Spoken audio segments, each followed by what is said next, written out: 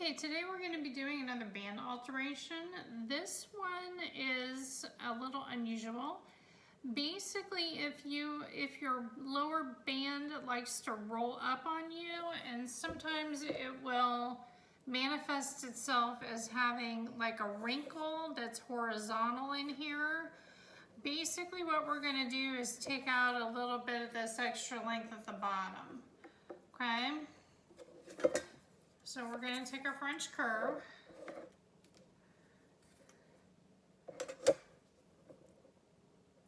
And you're going to measure up however far you need to take out.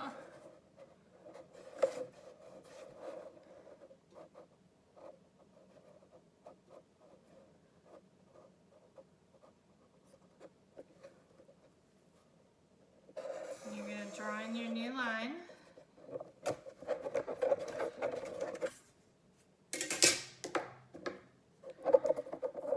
And that's it. Then you're just going to cut off the extra.